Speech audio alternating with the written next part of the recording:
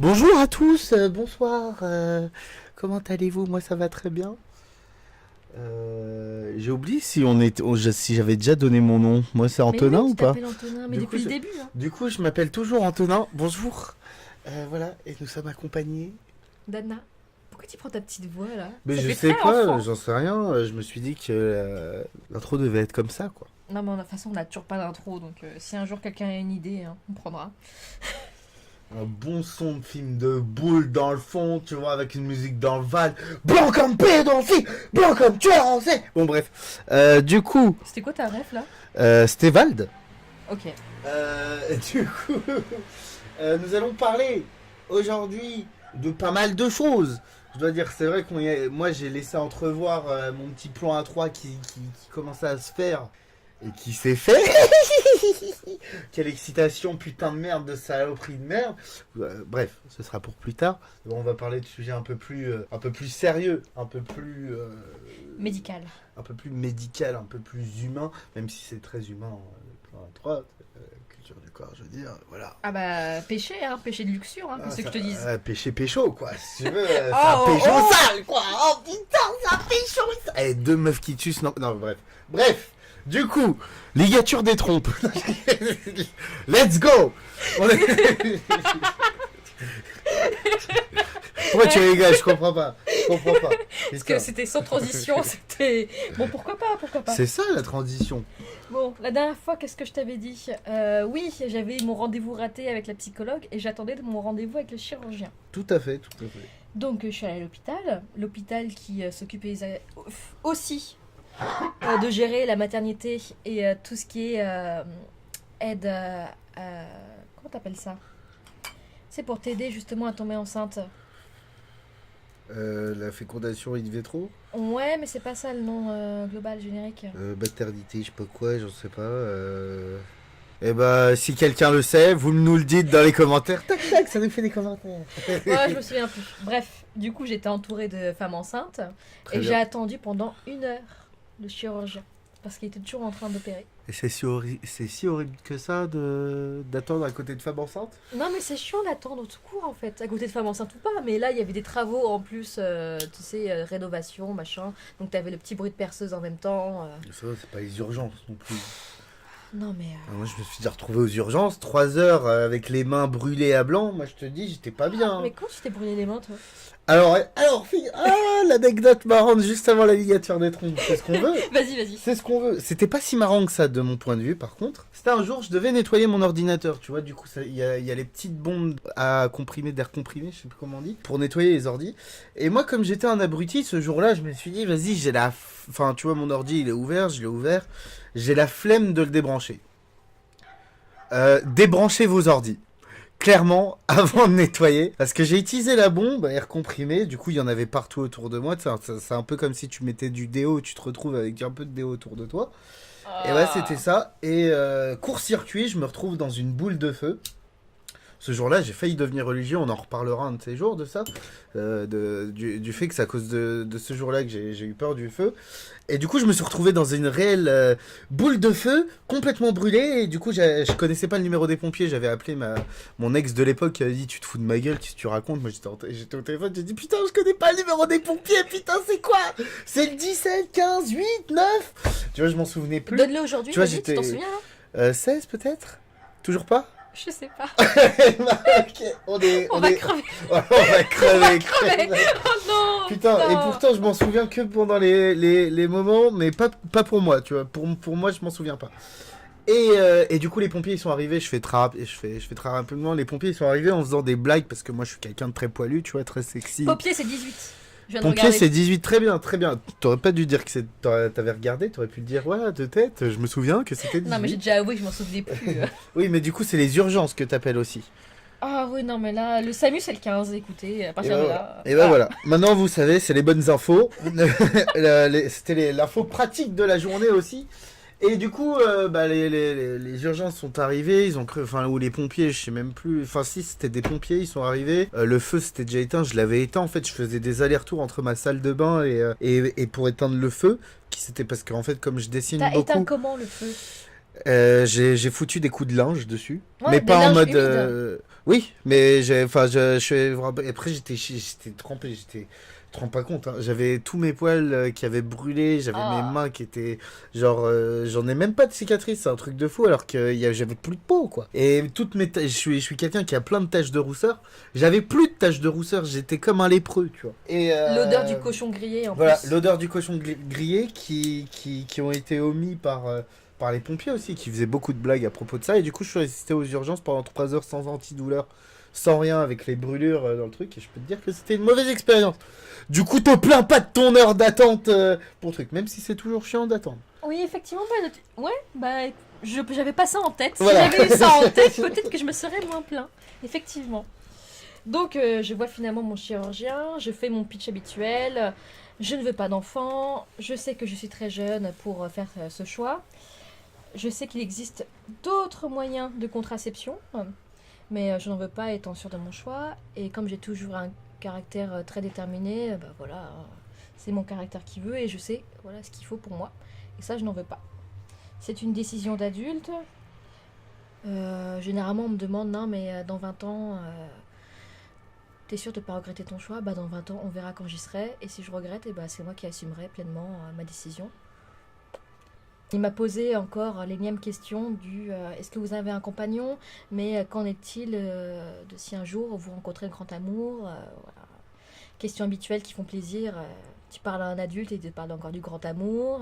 Bah, ça Et sera, le choix du compagnon, mais ça veut dire quoi? Si mon compagnon n'est pas d'accord, je suis encore sous son autorité? Qu'est-ce qui se passe? On est revenu 100 ans en arrière? On m'avait pas prévenu?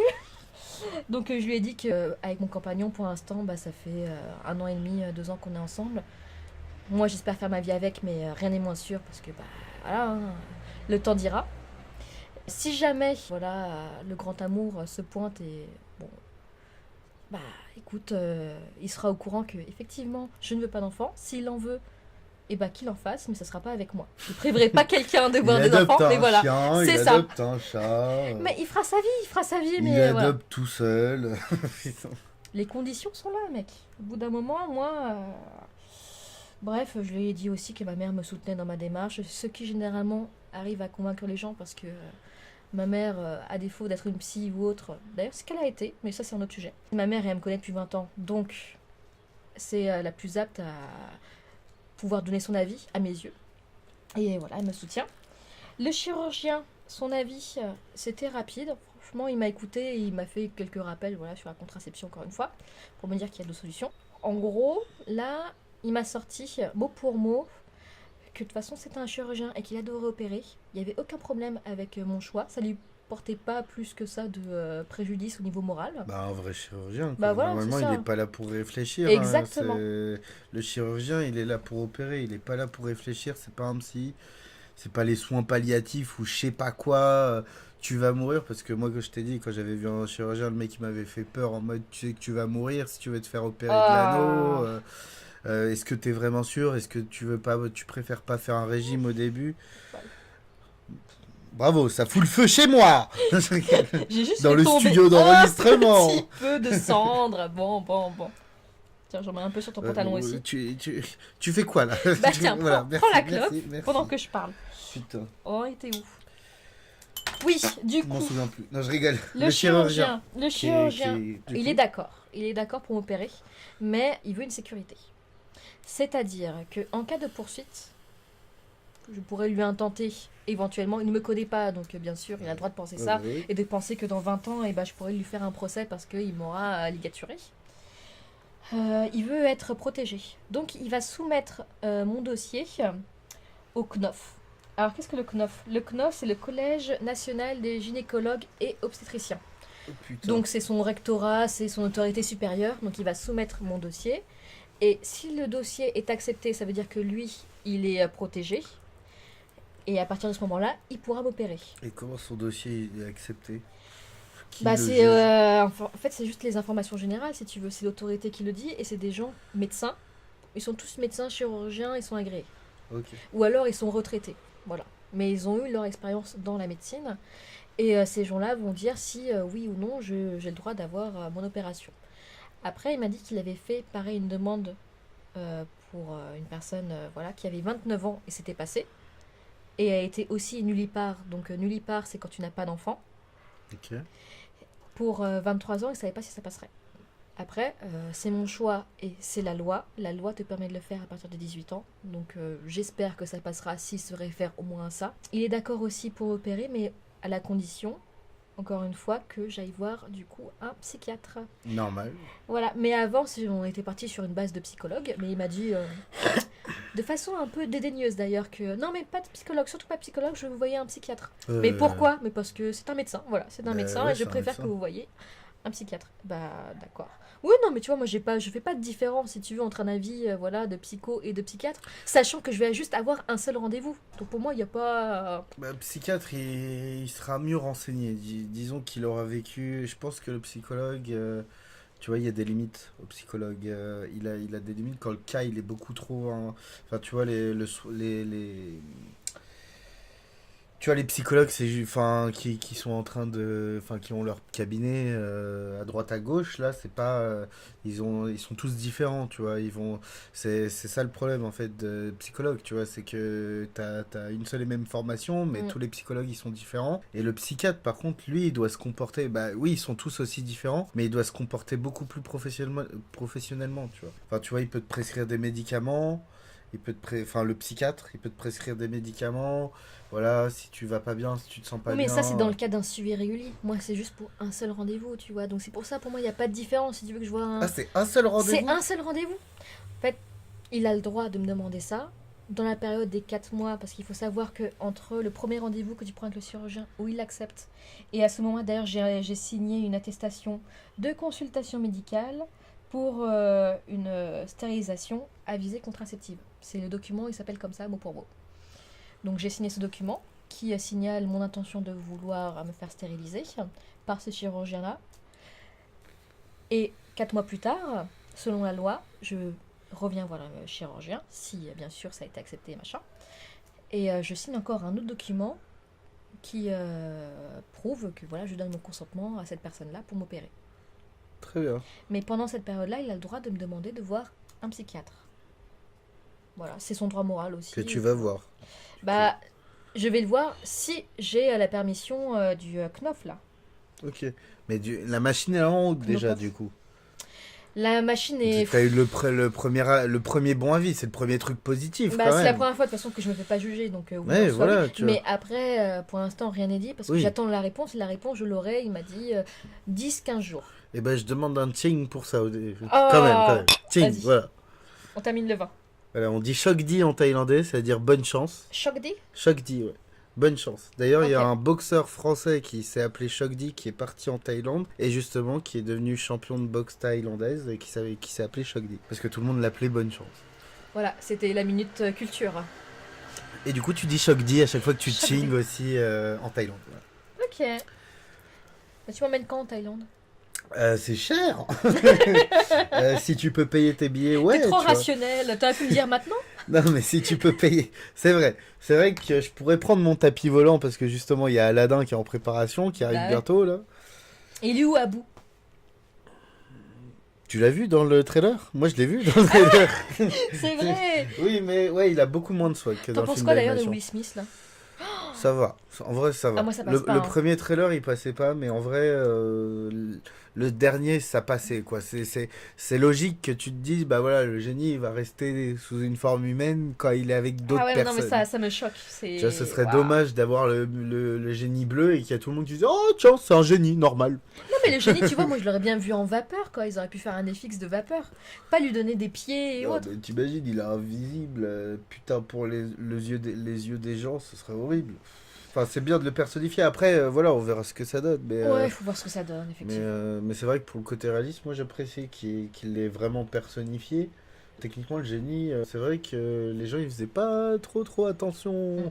Enfin, en gros, il était là pour les héros, mais les autres, les figurants, tu vois, t'avais l'impression qu'il était invisible pour les figurants, tu vois. Ouais. Après, c'est vrai que Jafar, il a une gueule de merde. Par contre, désolé pour l'acteur, mais j'aime pas trop. Enfin, la tête du Jafar, je l'imaginais beaucoup plus fine. J'imaginais vraiment un de ces mentons pointus avec la barbichette là et le nez crochu de Jafar qui fait tout son charme. Et Bah, elle a vraiment un chara design bien méchant. ouais. Ouais, Tandis que il est l'acteur, vilain. après l'acteur qu'ils ont pris, j'espère qu'il va gérer. J'attends de voir. Après, Aladdin, ça reste quand même mon enfance, un super film d'animation. Si vous T'as l'avez aimé pas le vu, je vous 2? le conseille. C'est le prince des voleurs. J'ai Ah non, adoré. C'est avec son père. T'as pas aimé le 2? bof, à chaque fois, je les ai vus, tu vois.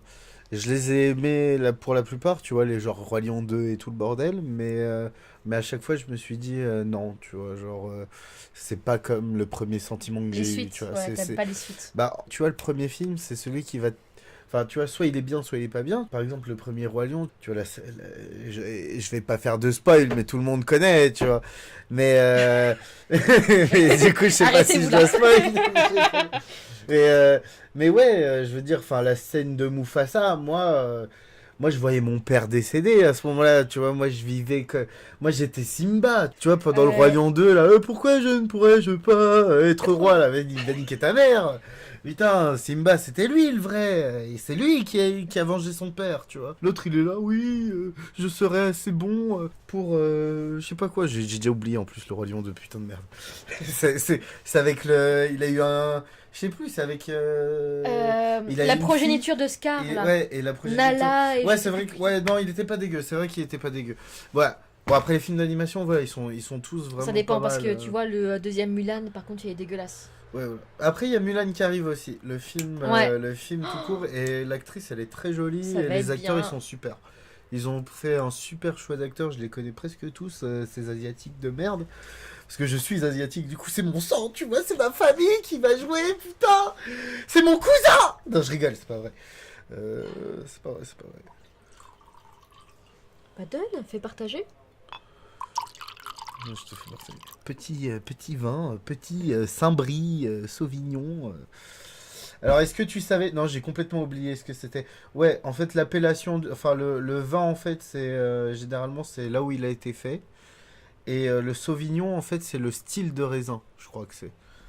Non, en fait, je me trompe totalement et vaut mieux pas que je parle de vin. C'est pas grave. Écoute, on fera la suite la prochaine fois. Ouais, Au prochain épisode, on va se tenir informé. Je me Voilà. renseignerai avant de parler, ce sera mieux. Et voilà. Du coup, les gâteurs des trompes, du coup, voilà. Mais moi, j'ai fini. Écoute, j'ai tout dit, j'attends les résultats. Et donc, on les aura dans 2 semaines. Et à ce moment-là, on fera un podcast, la suite. Très Est-ce bien. qu'il faut que je reprenne mes recherches ou est-ce que c'est bon? Je suis dans les 4 mois d'attente. Et puis, allez, banco. Et il m'a dit qu'à partir de ce moment-là, ça serait normalement en août.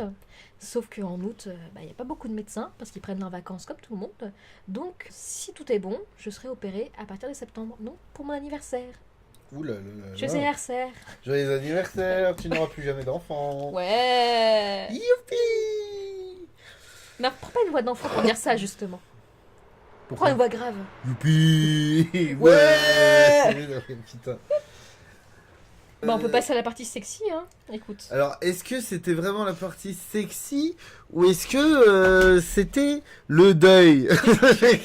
C'est vrai. Dans nos deux thèmes, c'est soit le Parce deuil, que- soit le plan à 3. Parce que... non, mais- Alors moi, je vais arriver soit pour des moments sexy, soit pour des moments tristes, forcément. Mais tu peux commencer par le plus triste, et comme ça, on rebondit sur la vie. Je t'ai Ouais, dit. c'est vrai, c'est vrai. Célébration c'est vrai. de la vie par le plan A3. Très Mais bien. déjà, le deuil. Bah déjà, le deuil. Comment l'expliquer en fait voilà, on est en période, on est bientôt en été. Enfin, un de ces jours. Comment ça s'appelle, le printemps? On est au On est printemps? au printemps, là. On est au printemps. Et c'est un printemps assez sombre, assez triste qui se déroule sous mes yeux. Des membres de mon entourage ont perdu des proches, des proches que je connaissais pas forcément, ou que j'ai entrevus, ou ouais, qui disaient bonjour. Il y a eu un suicide. Il y a eu un suicide. Du coup, c'était assez difficile. Comment on pourrait dire? Est-ce que, ouais, en fait, le suicide, il date. Du coup, j'ai parlé de la clinique. J'ai parlé de la clinique psychiatrique dans le podcast d'avant. Parce que j'ai été en clinique psychiatrique pendant 8 mois. Pendant ces 8 mois, j'ai rencontré énormément de personnes en clinique psychiatrique. Ce qu'il faut se dire, c'est qu'on est tous un peu enfermés dans un huis clos. Et on est tous là à remettre en question sa vie, à à essayer d'aller mieux tous ensemble, et du coup on est tous là les uns pour les autres. Et du coup, on est comme une grande famille en fait. Évidemment qu'il y en a qui s'aiment pas trop, mais comme dans les grandes familles, il y en a qui s'aiment pas trop, tu vois. C'est vraiment très fort les sentiments que tu peux éprouver quand t'es en clinique ou hôpital psychiatrique. Un peu moins, j'ai déjà fait de l'hôpital psychiatrique et... Tu nous feras un comparatif. Ah, c'était très mauvais, hein, c'était très mauvais, rien à voir. Hein. J'ai pas fait beaucoup de rencontres. D'ailleurs, j'ai plus Mais parlé tu à parles peu. pas aux gens en fait. Ouais, ouais, tu parles presque pas aux gens parce que les problèmes sont beaucoup trop grave. En fait, il faut te protéger, quoi. C'est pas la même vie, c'est pas la clinique, Tu quoi. trouves que c'est plus grave en hôpital Ah, psychiatrique? absolument, parce que la clinique, c'est toi qui le choisis, ou alors c'est toi qui demande un transfert, et c'est les gens enfin, c'est les psychiatres de la clinique qui vont te dire oui ou non si tu te fais transférer dans la clinique ou si tu restes dans l'hôpital psychiatrique. Et la clinique, c'est payant? La clinique, c'est payant. Ça peut être remboursé, il y a un remboursement, mais c'est vrai que la clinique, c'est beaucoup plus dans le confort. Il faut payer un peu plus généralement, tu vois, c'est pas si cher que ça, mais ça peut l'être, tu vois, t'as des trucs genre super confort, genre les chambres simples. Moi j'étais dans une chambre double, avec le remboursement, il faut une mutuelle, il faut avoir enfin tous les papiers nécessaires, et si t'as tout qui est bien, et bah, tu peux te faire rembourser les 100% de la clinique, tu vois. Ok.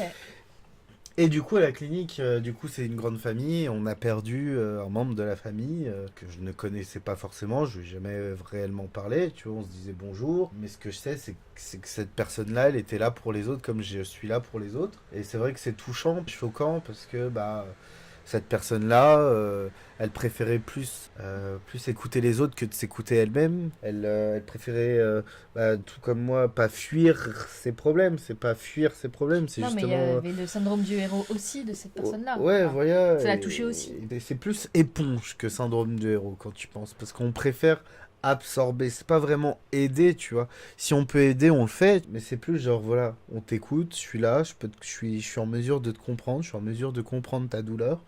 Du moins, je suis en mesure de l'imaginer. Tu vois, je suis pas. On n'a pas le même Non, mais du coup, cerveau, on tu n'a pas le penses même. pas à la tienne, en fait, si tu veux. Tu fais un transfert sur l'autre, tu prends pour lui sa douleur, mais tu réfléchis pas à la Eh tienne. ben si, justement, parce que ça te permet, justement, après avoir parlé avec cette personne, de te remettre en question. Enfin, en tout cas, moi, je me suis Oui, dit, tu bah dis que tes voilà. problèmes sont pas si graves, mais du coup, tu dévalorises tes problèmes parce Non, que tes problèmes sont non, quand même graves aussi. Parce que c'est toi. non, tu te remets pas en question dans ce sens-là. Tu te remets en question plus dans le sens où, bah voilà, tu vois, moi, dans cette situation, qu'est-ce que je ferais? Où j'en suis maintenant. Après, c'est des trucs de clinique, tu vois. En clinique, c'est généralement, bah voilà, que t'as pas confiance en toi, t'as peur de l'abandon, t'es tout seul. Tu vois, il y a tous ces trucs que tout le monde ressent en même temps. Mais on a le droit de Et venir te voir en clinique. ouais, ouais, ouais, tu as le droit aux visites, sauf que moi, quand je suis allé en clinique, j'ai dit à tous mes amis de ne pas venir me voir. J'ai voulu rester seul. J'ai voulu pas un nouveau départ, c'était pas ça comme je l'envisageais. C'est plus, je vais m'isoler. J'ai besoin de me couper de tout. J'ai besoin de me retrouver avec moi-même et de me remettre en question et pas avoir je sais pas, des gens qui me connaissent qui me disent des choses. Et toi, pas forcément proche de la personne, mais une personne à toi qui est, du coup, je sais pas, meilleure amie, relation intime. Ah oui, Et et du tu. coup, il y a, du coup, voilà, et c'était la confidente d'une très bonne amie à moi, à qui j'ai été là pour elle, qui a tenté plusieurs fois de mourir. Comme j'ai été là pour elle à plusieurs moments où je lui ai redonné espoir, je me sens un peu responsable d'elle. C'est très mauvais de ça, mais après c'est tout petit, tu vois, calmons-nous. Hein. C'est genre, je me sens pas responsable, genre je suis son papa. Non, c'est juste que, bah voilà, je sais que, voilà, si elle va pas bien, je pourrais peut-être lui redonner un peu de bonheur, tu vois, un peu enfin, du répondant, quelqu'un qui pourrait lui parler et la comprendre et qu'elle se sente un peu mieux, tu vois, pour éviter les accidents. Et parce que tu l'as assez dépressif de base aussi. Non, mais en gros, elle l'a mal vécu, je pense qu'elle l'a mal vécu. Je pense que cette personne, perdre une personne qui est là pour toi, c'est dur. Cette personne, en fait, elle est plus. Enfin, tu sais qu'elle est plus solide que toi. Elle a été là pour toi.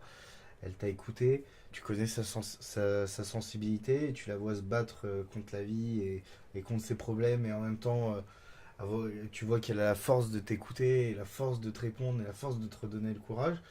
Et cette personne-là, quand tu la vois partir, en fait, ton monde il s'écroule un peu, tu vois. Tu te dis, putain, en fait, tu remets tout en question, tu vois. Tu te dis, bah voilà, tu vois, elle était là pour moi, mais en fait, elle a pas été assez forte de son côté, que moi je serais assez forte, parce que c'est elle qui a été là pour moi, tu vois. Enfin, c'est ton modèle, tu vois. C'est en gros ton modèle qui meurt. Donc là, tu prends l'exemple de ton amie, de ce qu'elle a pu ressentir en fait. Ouais. Mm. Et moi, Mais elle était enfin, souvent en fait en lien avec cette personne-là qui est décédée. non, mais quand même un peu, tu vois. C'est juste qu'on a une grande famille à la clinique.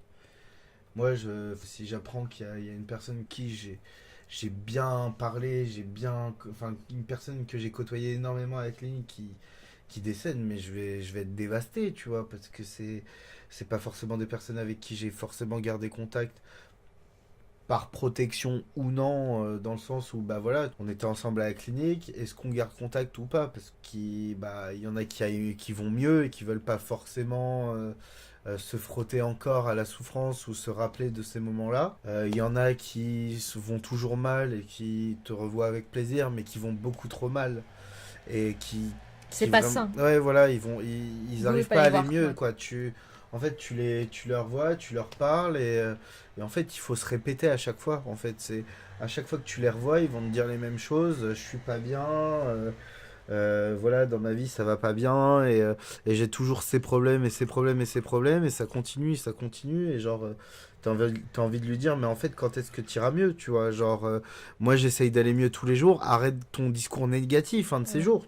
Ils sont Je plus mauvais suis. pour toi qu'autre chose au final. Voilà, T'as envie de c'est. les aider, mais ils sont autodestructeurs. Voilà, Ils s'aident pas. il faut se protéger. Et du coup, moi, mon ressenti sur tout ça, bah, c'était que c'était quelqu'un comme moi qui affronte. Mais toi, tu t'es beaucoup identifié à cette personne-là, justement. Ouais, il y a eu des moments de ma vie où j'ai voulu tout en finir, où j'étais trop fatigué, T'as déjà fait une tentative, toi? Oui, Parce que moi aussi, mais totalement fait, raté. j'en ai fait trois. 3. C'était médicamenteux sur les trois avec de l'alcool. Et les trois, j'ai vomi. J'ai vomi. Il y en a une, elle était vraiment. Enfin, les deux premières, elles étaient vraiment légères. Genre, c'était pas pour attirer l'attention parce que j'ai parlé à personne. J'ai vomi, je me suis fait vomir toute une soirée. Enfin, tout de suite, en fait, j'ai pris les médicaments et ensuite, je me suis tout de suite repris en main d'un coup. Tu vois, j'ai fait oula, qu'est-ce que je suis con et je me suis tout de suite fait vomir, tu vois. Et c'est vraiment. Genre, je les ai pris et genre 2 minutes plus tard, j'ai tout de suite paniqué, tu vois. Mm. Et les deux premières fois, la troisième fois, par contre, j'étais vraiment décidé. C'était un jour extrêmement difficile et tous les vases qui explosent, enfin bref. À ce moment-là, moi, je suis quelqu'un qui avait un gros traitement médicamenteux. Je prenais à 17 à 20 médicaments par jour. C'était ma prescription, hein. C'était pas genre j'en prenais en plus. J'en prenais pas en plus parce que j'avais pas besoin d'en prendre en plus, parce que j'avais déjà mes 6 besoins et je prenais déjà mes 6 besoins. Enfin, les 6 besoins, c'est des anxiolytiques, ça peut être des somnifères, ça peut être. Voilà. Et, euh, et du coup, à cette époque-là, du coup, j'avais 17 médicaments à prendre. Du coup, j'avais énormément de médicaments, énormément de boîtes de médicaments. Et j'ai tout pris avec une bouteille de vin, Mais est-ce une qu'à ce bouteille de moment-là, t'étais décidé, whisky. c'était un acte réfléchi dans le sens où t'avais fait une lettre, t'avais préparé des affaires? Ah non, je m'en bats les couilles de la lettre, hein. Moi, je voulais juste mourir, hein. Non, mais J'ai pas besoin de dire au revoir, tu vois. moi, j'avais Je besoin, tu voulais. vois, de mettre mes affaires en ordre. J'avais tout rangé. J'avais préparé une lettre, pour le coup. Mais un mot simple, hein. J'avais pas tout expliqué le pourquoi du comment. J'avais juste dit, bon, bah écoutez, essayez de vivre heureux. Et puis voilà, hein. C'est pas de votre faute, mais ça va pas. Ça va pas et je vois que cette solution-là. Et du coup, bah, voilà, c'était tout. C'était tout. C'était je vous aime et je voulais pas les culpabiliser, tu vois, pour le coup. Mais je voulais pas non plus expliquer le pourquoi du comment. Ah non, moi, c'était. Non, je m'en foutais de tout, hein. Clairement, c'était pas un coup de tête, hein. C'était genre, voilà, je veux mourir.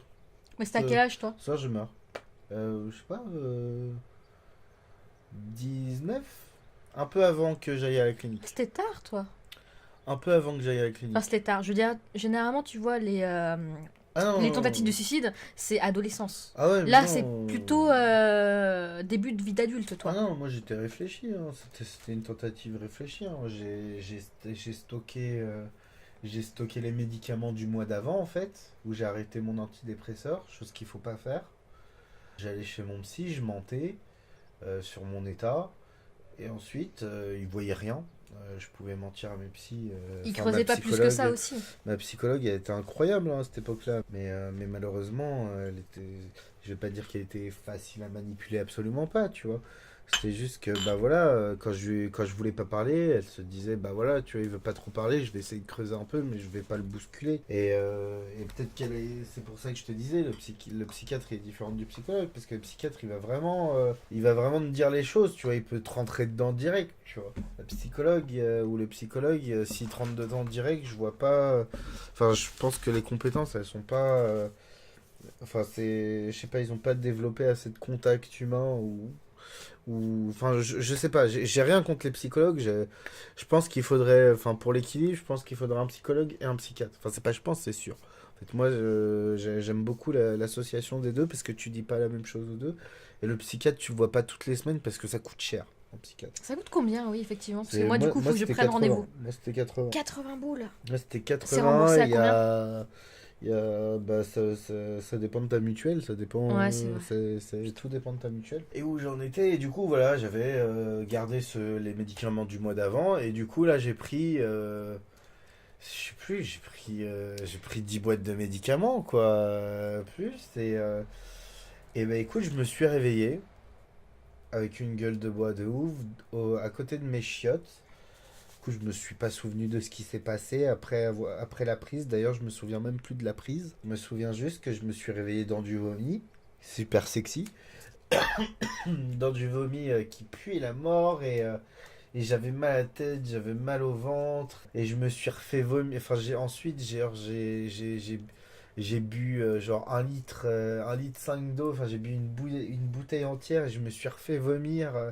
Enfin, c'était affreux, c'était vraiment affreux. Enfin, je sais pas si ce jour-là je me suis un peu détruit, mais je pense un peu que ça m'a Si, un peu t'avais vraiment touché. touché le fond, en fait. Ah oui, oui, Tu t'en es rendu compte, toi. ah oui, et je me suis levé, je me suis dit, oula, genre, je sais que c'était pas un. À cette époque-là, enfin, à ce moment-là, je me suis dit, genre, bah, apparemment, je veux pas mourir. Je veux pas mourir parce que j'ai pas envie de me trancher les veines. J'ai pas envie de sauter d'un immeuble, j'ai pas envie de faire ça. T'avais pas envie de te trancher, Yann, parce que t'avais réfléchi au moyen de te suicider? Ah oui, bah oui, enfin il y a trop de moyens. En vrai, c'est facile hein, de se suicider techniquement. La première fois que j'ai voulu me suicider, c'était à 9 ans, À 9 ans, si tôt? à 8 ans même. À 8 ans, 8 à 9 ans, je suis allé à la montagne avec mon père. Mon père, il m'emmenait souvent, du coup, faire des randonnées, des trucs comme ça, et pique-niquer, en fait. Le trip de mon père, c'était parce que moi, je disais, ouais, je veux trop pique-niquer sur les dômes de volcans et tout. Et il a fait, bah oui, c'est possible, tu vois. Il y a les volcans qui sont endormis, il y en a plein en France, et tu peux y aller, il y a personne, enfin, si, il y en a qui visitent, tu vois, mais tu peux te caler, tac, sur le dôme, tu pique-niques tranquillement. Et du coup, on s'est retrouvé sur un dôme de volcan, il y avait une falaise, et je voulais m'y jeter. J'ai vraiment. C'est ce jour-là où j'ai développé mon vertige, en fait. Ah! Parce que j'avais jamais eu le vertige ou quoi que ce soit. Et ce jour-là, du coup, j'étais vraiment au bord de la falaise. Mon père, il faisait la cuisine, enfin, il faisait tous les trucs, il me voyait pas, en fait. Et j'ai eu une enfance extrêmement difficile, extrêmement dure, et le temps que je passais avec mon père m'aidait à aller mieux.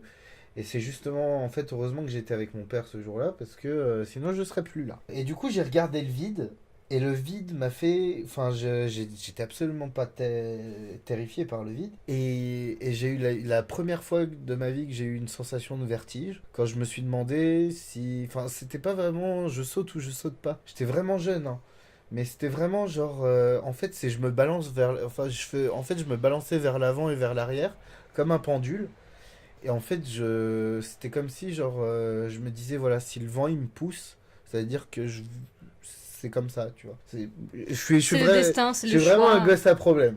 Non, c'est le hasard. T'avais laissé ça au hasard. Et ensuite, je me suis dit, genre, et j'ai regardé justement tous les paysages, enfin, il y avait une vue magnifique hein, devant moi. Hein. J'étais au-dessus de cette falaise, mais c'était magnifique, quoi. Il y avait les chaînes de montagnes, il y avait la forêt en bas. Enfin, tu voyais les pics, enfin, les pics des montagnes qui étaient enneigés. Enfin, c'est magnifique comme vision, les nuages, et l'air frais, enfin, toutes ces sensations en fait, m'ont donné envie de continuer. Et à travers ça, j'ai vu, je sais pas, ce jour-là, en fait, c'est comme si je me suis dit que la vie serait une bataille et que là, je suis le général qui voit ce qui se passe, tu vois, au-dessus de cette montagne. Et je me dis, voilà, une fois que je vais descendre de cette montagne, tu vois, ça commence, tu vois, je suis au front, tu vois. Et j'ai continué. Et ensuite, bon, j'ai recommencé à 19 ans, du coup, 10 ans plus tard. Ça Euh, laisse une bonne marge quand même. Ouais, ça laisse une bonne marge hein, où j'ai bien survécu. Et à 19 ans, bah voilà, c'était juste avant la clinique en fait. C'est ce qui a déclenché mon envie d'aller à la clinique. C'est cette tentative-là. C'est que Mais tu t'es toujours accroché d'une certaine façon au final, tu vois. Tu t'es raccroché à quelque chose à chaque fois. ouais, bien sûr. T'aurais pu, tu vois, te laisser aller et puis dire non, bah, j'ai même pas envie de chercher quel moyen je pourrais trouver pour aller mieux. La clinique, tu vois, c'est pas tout le monde qui aurait cherché pour ça, pour aller mieux. Pour se dire, voilà, aujourd'hui, je suis comme ça dans ma vie, mais j'ai vraiment envie de m'en sortir. Je veux me donner les moyens et vas-y, qu'est-ce qu'il y a comme solution? Alors une chose à savoir aussi, chez moi, c'est que j'ai toujours été fasciné par la psychologie et par les personnes que l'on appelle fous. J'aime le cerveau humain, j'aime sa complexité, j'aime les sentiments, j'aime les émotions, voir les réactions des gens, j'aime observer, j'aime analyser. Et du coup, aller à la clinique, c'était vraiment quelque chose d'important pour moi parce que je me considérais comme ces personnes qu'on appelle fous, d'un côté, et d'un autre côté, je me considérais comme quelqu'un qui était. Enfin, je savais que j'avais la liberté de réfléchir, mon cerveau enfin, j'étais pas fou. Bon, on va pas dire fou, on va dire malade, tu vois. Ton cerveau ou ton inconscient un peu trop présent, il peut te projeter des images, il peut te faire entendre des bruits qui n'existent pas forcément. Et oui, j'ai déjà ressenti ça. Du coup, oui, ce jour-là, je me suis dit, ok, c'est bon, je vois que mon cerveau il déconne. Je vois qu'il y a un problème. Bon, allez, on va être honnête. J'adore qu'on dise de moi que je suis fou. Je trouve ça magnifique. Je trouve ça magnifique d'avoir un cerveau déjanté. Je trouve ça magnifique d'être perdu. Je trouve ça magnifique de me remettre en question assez souvent. Magnifique de me dire que je suis pas quelqu'un de lambda. Je trouve ça, enfin, tu Tu vois, trouves ton originalité là-dedans? ouais. Et puis tu vois, après, c'est dans la formation de ma psychologie, tu vois, j'ai toujours été intéressé par les gens un peu déjantés, les personnalités un peu déjantées. Pas que je voulais attirer l'attention ou Les devenir marginales. original, tu vois, Mm. mais c'était vraiment, voilà, je sais que je fais partie de ces gens-là. Genre, parce que les gens avec qui j'étais, bah, ils me comprenaient pas. Et je me suis jamais réellement. Enfin, je me suis jamais vraiment senti compris jusqu'à que j'arrive à la clinique. Et à la clinique, j'ai fait les meilleures Parce que, rencontres de ouais, ma mais c'est vie. ça, t'as rencontré des gens qui avaient les mêmes Je... soucis que toi, Ouais, les mêmes névroses. Et à partir de ce moment-là, t'as réussi à t'identifier et à parler. tout à fait. Et je savais déjà parler. Je savais déjà écouter. Oui, mais est-ce que t'aurais parlé à ces gens autour de toi à ce moment-là? Ah oui, absolument. De toute ma vie, en fait, j'ai fait que ça. Hein. Moi, j'étais le vieux. Désolé si je ressemble à un vieux mec niais, dégueulasse, qui veut jouer le héros, je sais pas quoi, parce que clairement, je suis une grosse merde. Hein. Mais ce que je sais, par contre, c'est que j'ai toujours voulu être là pour les gens qui étaient pas bien.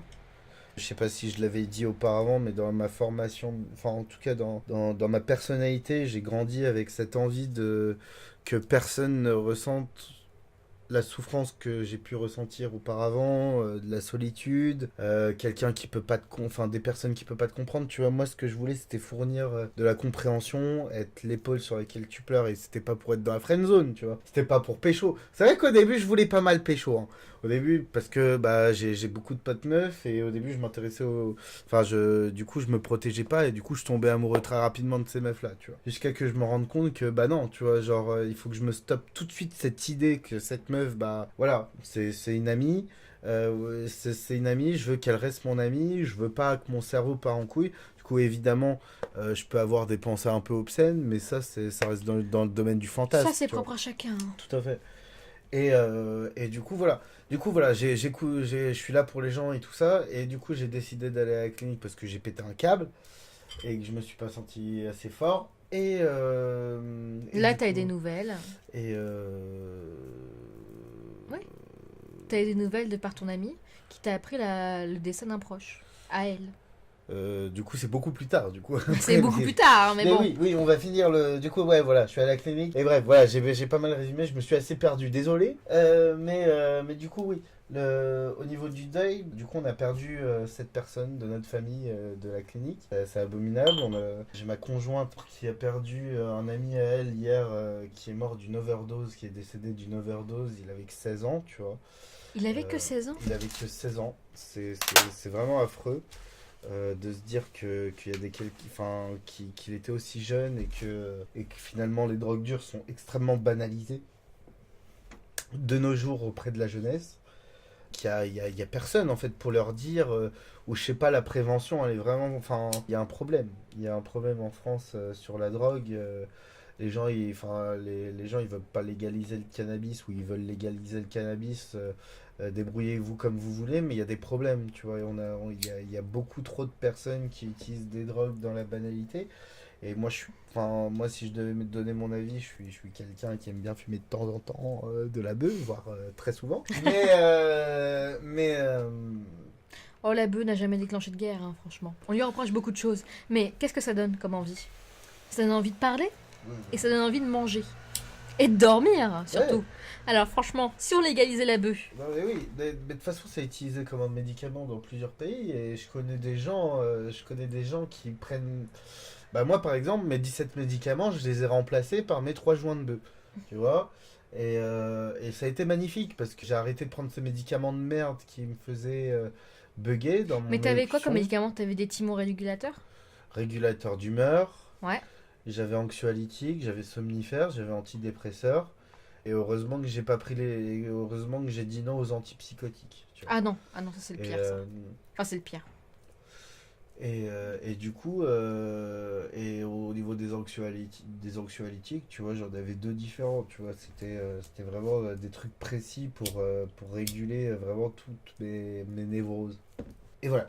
Et bref. Et du coup, voilà, c'est vachement dur de voir partir les gens parce que bah, tu revis un peu tes pertes.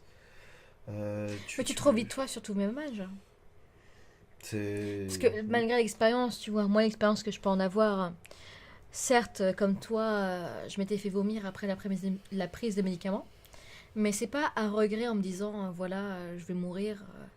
J'étais prête, tu vois, dans ma tête. J'avais tout fait, mes Et affaires. pourquoi tu fais ça J'avais d'ailleurs? laissé un message. Bah, pourquoi j'ai fait ça? Parce que j'étais pas bien, Oui, mais j'étais c'était à malheureuse. quel âge du coup? C'était vers mes 13 ans. À la Ah, séparation de mes parents et ma mère lui vivait très mal et déjà qu'elle avait pas mal de bah tu sais qu'elle est très malade déjà de base psychologiquement elle est à l'ouest et à ce moment-là moi j'arrivais plus à conjuguer les deux entre mon père qui lui aussi était malheureux de la situation malgré que ce soit de sa faute. Il était malheureux de ça et ma mère aussi et moi c'était pas de mon âge de m'en occuper et en plus il y avait les problèmes mentaux de mon petit frère qui se développaient. Donc je voulais partir, je voyais plus de solution. Et de toute façon à l'école, tu vois, j'étais pas malheureuse à l'école, mais j'avais pas non plus plus de raisons que ça, j'avais pas de meilleure amie ni rien, j'étais juste, voilà, la bonne copine, mais sans plus. Et la seule chose qui m'a fait revomir, c'est quand j'ai entendu ma mère pleurer, je me suis dit, bon bah là, moi je suis prête à partir, mais ma mère, là déjà elle pleure, et c'est pas de mon fait, c'est du fait de la situation. Je l'entends pleurer de sa chambre, et je suis repartie vomir parce que je me suis dit, bah, moi je pourrais partir comme ça, mais je sais que ma mère derrière, déjà là, elle tient pas le coup. Si je me suicide, si mon opération marche, elle tiendra pas plus le coup, donc il faut vivre. Peut-être pas pour soi, mais au moins pour les autres, hein. Un minimum, puis après on verra. c'est exactement ce que je dis. C'est exactement ce que je me suis dit. Enfin, que j'essaye de me dire à chaque fois qu'il y a quelqu'un qui part, c'est qu'il faut vivre pour eux parce qu'ils ont pas pu, tu vois.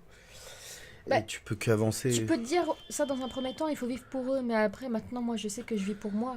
Non mais oui, Voilà. non mais oui, non mais je veux dire... C'est sûr, quand t'es plus jeune, tu prends tellement ça à cœur. c'est- Et encore que toi, tu l'as pris à 19 ans, donc t'avais déjà un certain retrait vis-à-vis de la chose, tu vois. Donc c'est encore différent comme choix que t'as pu faire. Non mais ce que je veux dire par là, c'est en fait, bah, ces personnes, ils peuvent plus parce qu'elles sont plus là, tu vois. Du coup, on devrait en profiter et faire ce que... Enfin, ne pas être terrorisé de nos angoisses ou paralysé par beaucoup de choses. Bon, je suis très mal placé pour dire ce genre de choses, mais j'arrive à me booster quand il faut. Mais comme quoi, t'es toujours là, donc au final, t'es bien placé. Tout à fait. Écoute, Tout à fait, tout à après fait. 3 tentatives, moi j'en ai fait qu'une. Hein.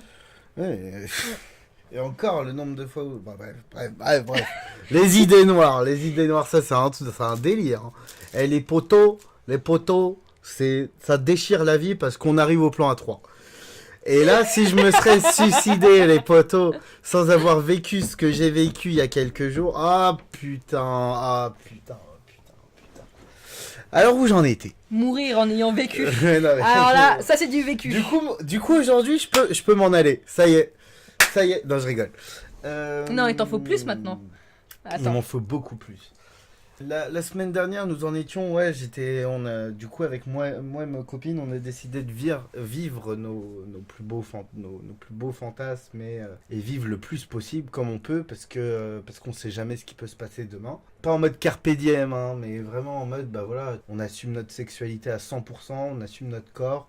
On assume nos envies, il n'y a personne pour juger, on va pas se juger, on s'aime. Et du coup, on a décidé de faire commencer petit plan à 3, parce qu'elle a déjà eu des expériences avec des femmes par le passé. Moi, ça a été un des fantasmes que j'ai eu depuis très longtemps, en fait. Je suis tombé sur un film de cul, Hôtel pour jeunes filles. Hôtel pour jeunes filles, je me rappelle encore du nom, ça démarre par une scène lesbienne dans des toilettes.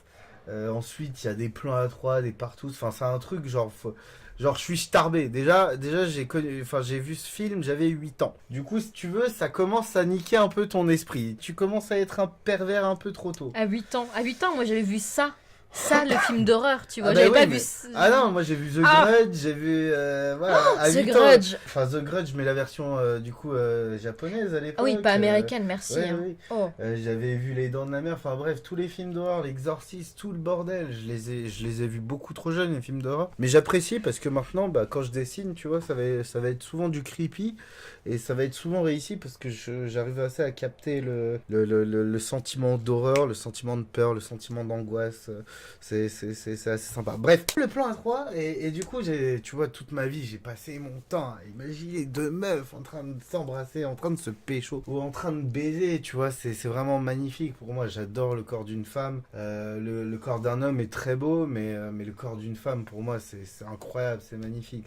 C'est de l'art, tu vois, c'est des courbes, c'est des recoins à explorer, tu vois. C'est doux, ça dépend. Si c'est doux. Ah Non. non, non. Ah, ça va, c'est bon. T'as cassé la minute érotique. Une petite touffe sur la chatte, tu vois ce que je... Non, je rigole. D'ailleurs, t'as même pas pris ta voix de beau gosse là. Non, mais parce que j'ai une voix de beau gosse de base. Non, je rigole, c'est absolument pas. Non, mais je vais pas faire ma voix. Ouais, si tu veux, je peux faire la voix comme ça. Vas-y, fais la Tu voix veux que comme je ça. raconte? Ok, le plan A3, du coup, au début, on devait le faire avec une meuf que ma meuf connaissait déjà. Ma meuf qui s'appelle Bip. Et du coup, et en fait, l'autre, en fait, elle était pas si chaude que ça parce que elle arrêtait, enfin, elle nous écrivait pas tant que ça, tu vois. Et quand elle nous Elle a relançait pas la chose. et quand elle a parlé à ma meuf, elle a commencé à lui dire ouais, si tu veux, je sais pas si t'es chaude, mais on a besoin de quelqu'un pour nous aider à faire tel. Du coup, si tu veux, tu dors chez moi et tout. Mais la meuf, en fait, elle a chauffé ma meuf pour qu'elle vienne chez elle, sans moi, enfin, en mode, en disant, bah ouais, si il y a un membre de ma famille qui a besoin d'aide sur un truc de couture, parce que ma meuf, elle fait de la couture, elle est en mode, et du coup, elle a commencé à dire ça à ma meuf. J'ai fait, ouais, ok, elle est complètement conne ou quoi? On vient de lui proposer un plan à 3, elle te demande de dormir chez elle toute seule pour l'aider pour un truc, genre elle se fout un peu de ma gueule, tu vois, genre elle te veut juste toi, elle veut pas un plan à 3 parce que quand on l'a appelé au téléphone, elle était grave chaude, mais avec ma meuf, tu vois, moi quand j'ai commencé à parler, la meuf elle était super intimidée. Oui, c'était tu pas vois. très subtil, on avait Ouais. compris l'idée de toute façon. Et du coup j'ai fait bah vas-y, nique sa mère, tu vois, on installe Tinder et on voit. J'installe Tinder, on installe Tinder à deux sur nos portables. Sur son portable, ça bug. Du coup, j'ai Tinder sur mon portable. Et on commence à chauffer, enfin, on commence à mettre une petite description. On a plein de likes. Et du coup, bah, moi, je m'en fous. Techniquement, moi, je fais toujours le premier pas. Je m'en fous. Clairement, j'ai peur de rien. C'est bon, les meufs sur Tinder, tu les revois jamais. Si elles Et puis t'insultent, c'est bah, tant Tinder, pis. tu vois, tu Ouais, t'attends à cette application, c'est pas mythique, tu vois. Bah, C'est pas tu payes 30 € d'abonnement pour avoir une vraie relation. ouais, c'est Hypothétiquement. ça, ouais. Là, sur Tinder, tu sais que ça va être du tac au tac. Bon, Ouais. on va pas se mentir là-dessus non plus. Hein. Enfin, et de toute façon, c'est un plan à 3, tu vois. Ça passe ou ça casse. C'est marqué dans la description. Ouais, c'est marqué dans la description. Hein, clairement, c'est. Je recherche pas une relation, je veux juste un plan à 3. Vous voulez être Ouais, troisième on personne. cherche un plan à 3 Voilà. simple. Et puis même, je le redis, tu vois, c'est dans le premier message que j'envoie. Quand je fais salut, ça va, est-ce que t'as lu la description? La meuf, elle dit oui ou non, tu vois. Si elle dit oui, j'ai lu la description, ça veut dire qu'elle est intéressée pour un plan à 3. Et dans ces cas-là, je lui dis, bah ouais, t'es intéressé par un plan à 3. Nous, on recherche un plan à 3 simple. On recherche pas une relation polyamoureuse, là, voilà, un truc comme ça, tu vois. Nous, on recherche un plan à 3, vivre de nos fantasmes et donner du plaisir et recevoir du plaisir et que tout le monde, enfin, tout se passe bien dans le respect du corps de chacun. Et du coup, on a eu, truc de fou, quoi. Genre, 5-6 matchs, et genre gros matchs, hein, beaucoup de matchs. Mais 5-6 personnes, genre vraiment aptes à continuer.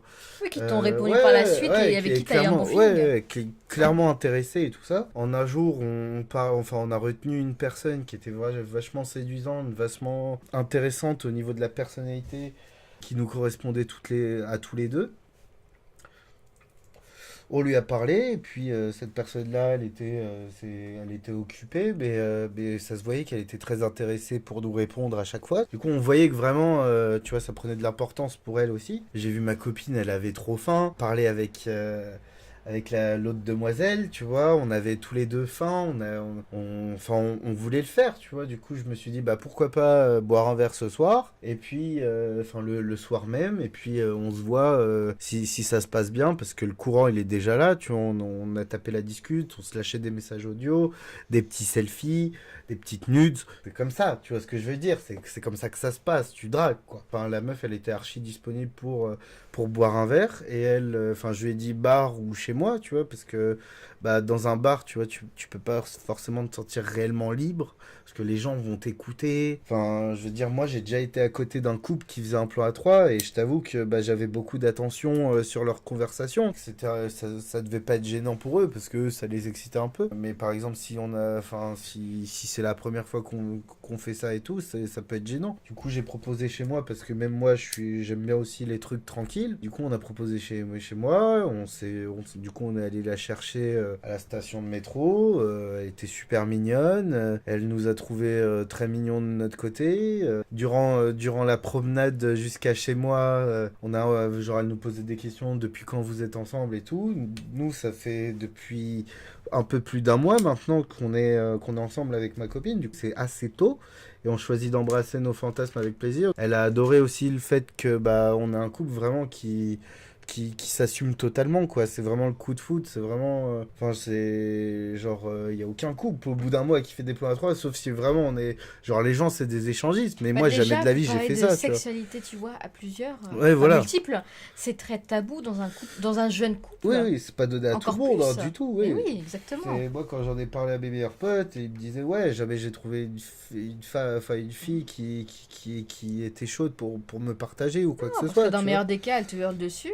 Ouais, voilà, c'est grosse crise de jalousie, tu m'as trompé. Non, mais déjà, c'est quoi cette idée de vouloir partager là? Ouais, Qu'est-ce que comme ça, je te suffis pas. Ouais. Mes petits seins, ma petite chatte ne te suffit pas.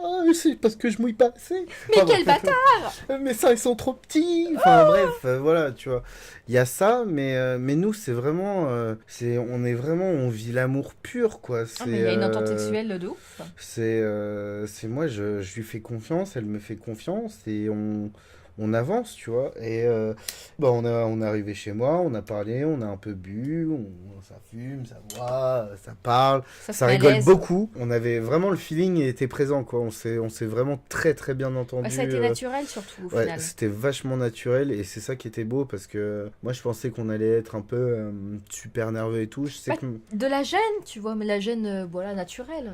Et ma copine, elle était un peu gênée, tu vois, elle savait pas où commencer, parce qu'elle, ça faisait longtemps qu'elle avait pas fait quelque chose avec une fille.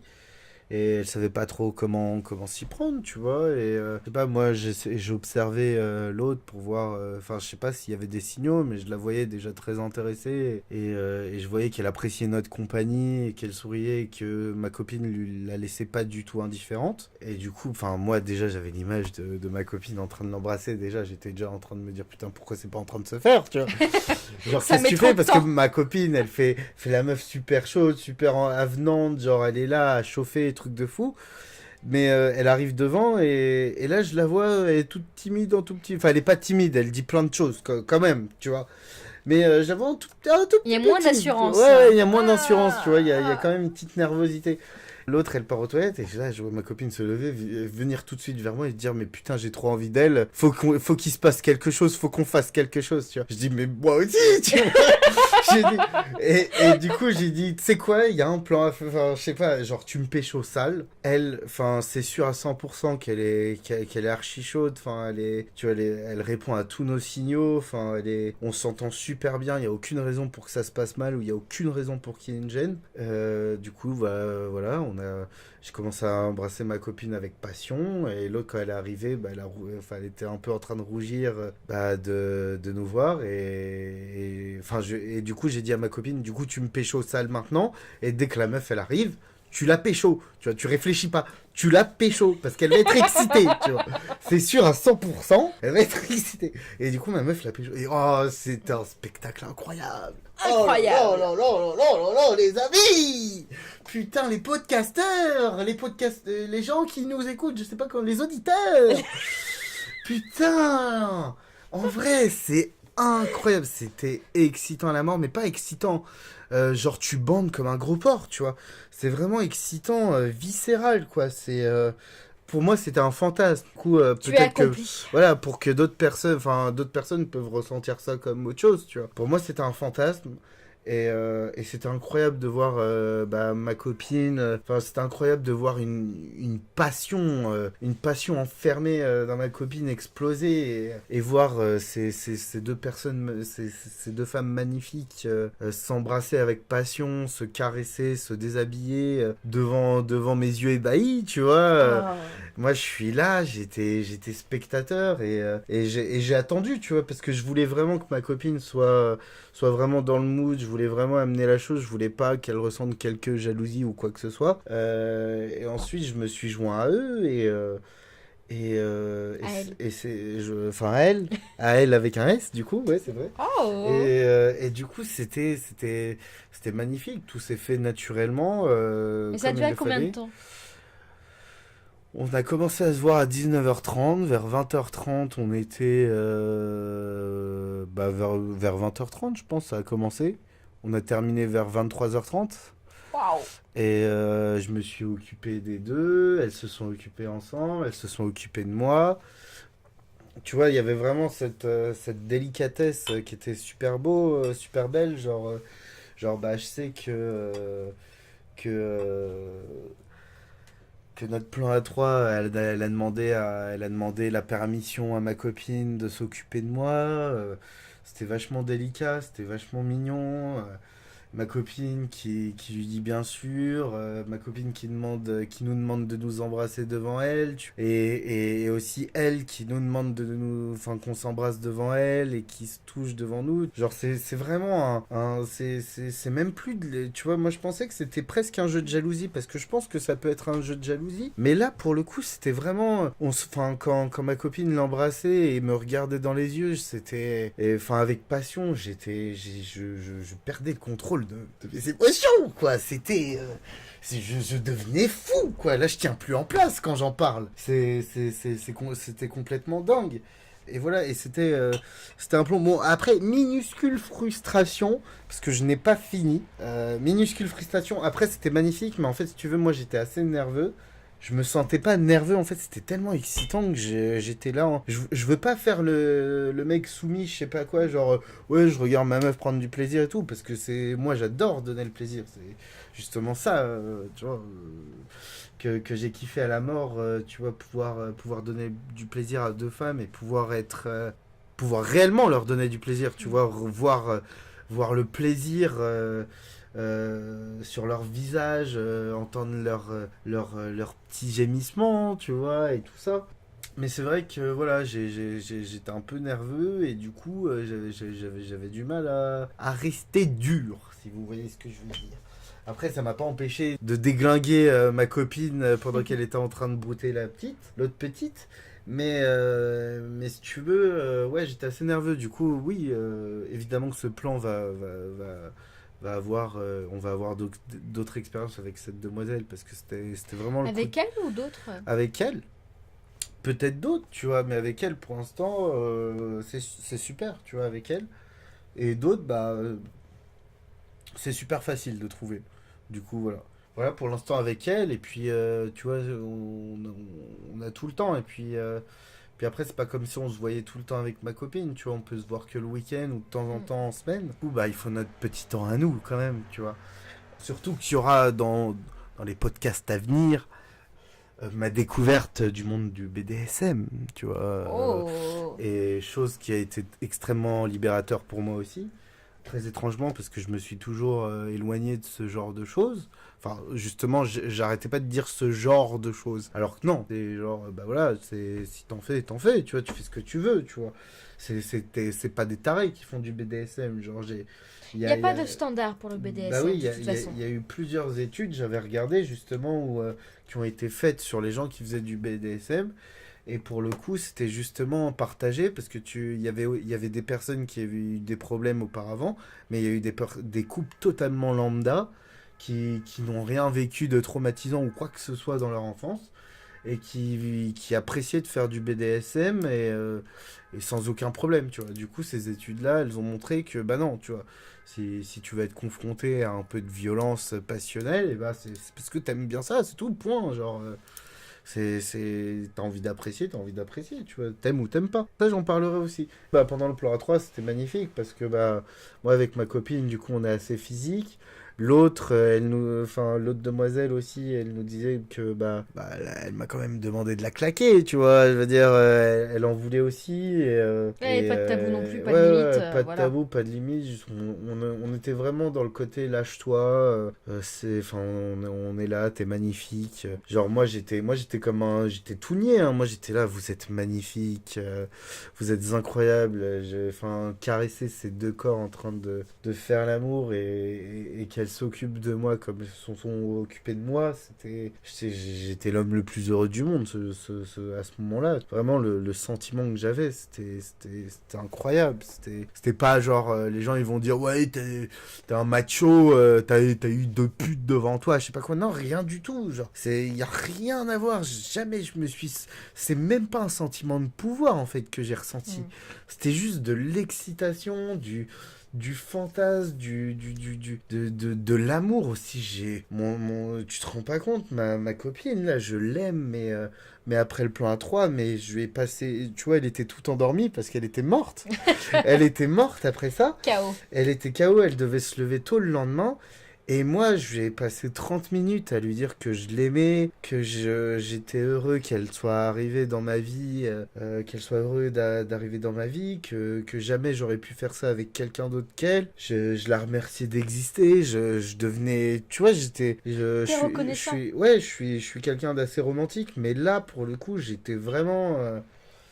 c'était vraiment incroyable, quoi. C'est le sentiment que j'en ai tiré, c'était incroyable. Et même de son côté, tu vois, ma copine, au niveau de sa jalousie, elle était un tout petit peu jalouse, alors que c'était pas forcément, ça n'avait pas forcément lieu d'être. Mais tu peux pas contrôler la jalousie, tu vois. Si t'es jaloux, t'es jaloux. Tu peux être très jaloux. Je suis très jaloux des ex de ma copine et tout ça. J'ai du mal à. Je sais très bien que les ex, c'est des expériences. J'arrive pas à me dire quand même que putain, il y a quelqu'un d'autre qui a pu lui donner du plaisir. Après, je sais que je suis quand même le meilleur plan de ma copine, que je suis content. Je suis content. Après, C'est juste parce que moi, je suis un peu un taré et j'adore donner du plaisir. Du coup, c'est vraiment quelque chose que j'apprécie énormément. J'adore donner du plaisir et en recevoir, évidemment. Mais c'est vrai que donner du plaisir, m'occuper de la personne, genre, pendant des heures, tu vois, ça, c'est ce que j'aime faire, tu vois. Je ressens du plaisir, en fait, quand je le fais, tu vois. C'est vraiment du bien-être. Du coup, je dis beaucoup le mot plaisir. Hein. J'ai toujours la dalle. Hein. J'ai toujours la dalle, sa mère la pute. Je viens de te cracher dessus en plus. J'espère que t'as apprécié. Ah bah merci, mais j'ai rien senti, tu vois. Du coup, en parlant de cracher dessus, on parlera de BDSM la semaine prochaine. On parlera de beaucoup de choses. On parlera peut-être de l'école, de nos expériences mutuelles dans une école d'art, dans une école de jeux vidéo. Vas-y. On a été ensemble. Surtout que moi j'ai lâché, tandis que toi t'as bourriné jusqu'au bout, quoi. T'as tapé dans le fond, j'ai envie de dire. Ah bah, pas comme ta mère. En restant dans le sujet, qu'est-ce que tu racontes? C'est ça la phrase. Mais pas mère et taper dans le fond dans la même phrase. Mais c'est ça la phrase. Tape dans le fond, je suis pas ta mère. Ah oui, c'est vrai. Mais putain. Oui. Ah oui, c'est vrai. Non, mais faut pas mettre ça, surtout avec moi. Non, je rigole. Et du coup, voilà, on est obligé de finir. J'aurais plus de choses peut-être à dire sur le plan A3 à l'avenir. J'évite de partir dans les méandres, surtout que le podcast va commencer à être assez long. Et je passe pour un putain de dégueulasse de gros pervers et j'adore ça, mais vous savez quoi, faut embrasser vos plaisirs, tu vois. Il faut vraiment assumer son corps, assumer sa sexualité, assumer ce que tu veux dans la vie, tu vois. Voilà, qu'est-ce que tu veux vraiment, tu vois, tes objectifs. Tu vois. Est-ce que tu as envie de te faire plusieurs meufs? Est-ce que tu as envie de te marier? Est-ce que tu as envie de faire des enfants? On a parlé de ça aussi. Est-ce que tu as envie de faire des longues études? Voilà, notre podcast, il parle de tellement de choses, c'est incroyable, tu vois ce que je veux dire? Non? Incroyable. Ah, ok. Beaucoup de réponses. Oula, ok. Ah, le rire. Le fameux rire. Et encore, il est soft. Et encore un jour, on fera un podcast où je demanderai à Anna de prendre des accents étrangers et vous verrez à quel point c'est incroyable et vraiment divertissant. C'est vraiment une humoriste hors pair. Oh. Bon, t'as le mot de la fin? Vas-y. Le mot de la fin. Sur cette note très pimentée de plan A3, j'espère que vous avez passé une bonne semaine. J'espère qu'on n'a pas été trop chiant. J'espère que je me suis pas trop écarté du sujet. Je pense que si, quand même. Et tu sais que la semaine prochaine, ils auront le site internet. Parce que là, je vais prendre tes dessins. Je vais les scanner. Et c'est bon. T'as ramené une pochette là? J'ai ramené une pochette là. Holy shit! Elle est dans mon sac. Et vous verrez quelques-uns de mes dessins. Et voilà. Ça m'a surpris. La surprenançation. Ça invente des mots.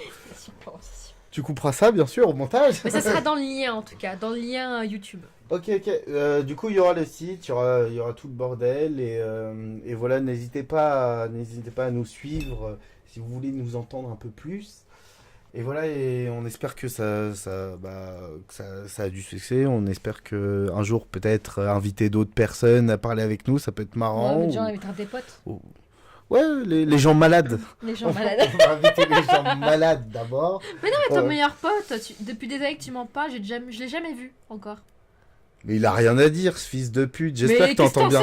J'espère que t'entends bien, gros fils de pute que tu es. Non, je rigole. Non, par contre, ouais, peut-être, hein, j'en sais rien. Je saurais pas ce qu'il aura à dire. Ouais, mais ouais, ou peut-être ma meuf, qui sait, ma meuf, ça peut être sympa. Déjà. Peut-être. Ça peut parler. Moi, je vais être jaloux, tu vois, si elle commence à parler de... Tu vois, parce que si on parle de BDSM, tu vois, ce serait marrant. Oh là là. Oh, elle aura une expérience. Ah ouais, mais moi, je vais sortir de la salle, hein. Moi, je vais pas être bien, tu vois. Putain, en plus, elle va vouloir me voler tous les crédits et tout l'argent. Faut pas... Oh, j'ai failli faire tomber mon portable. C'était un cri assez... tu noterais qu'il va falloir baisser le son à ce moment-là. Du coup, bonne soirée, bonne continuation, bonne journée, bon matin, bon ce que vous voulez. Je pense fort à vous. Et voilà. Et je vous dis à la semaine prochaine. C'était La jeunesse névrosée, présentée par Antonin et Anna.